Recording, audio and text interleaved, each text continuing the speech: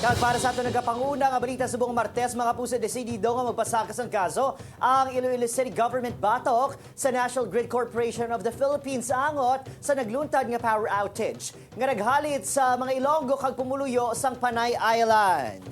Una na, ang pahayag ni Mayor Jerry Treñas sa Senate inquiries ang nagligad nga simana nga pabayron sini ang mapamatudaan nga may sala. Apang sa press conference gahapon, ginpabutyag ni Treñas nga hindi na sini paghulaton pa ang resulta sa investigasyon sa Senado kag Kamara antes magpasaka kaso ang LGU.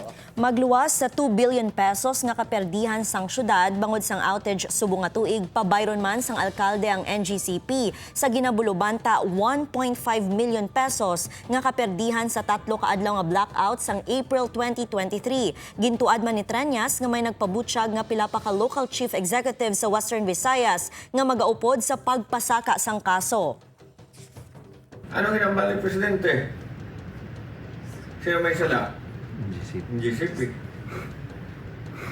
If the Senate and the Congress will come up with a finding which is different from that of the President and the DOE, then the Senate and the House should come up with their own Department of Energy.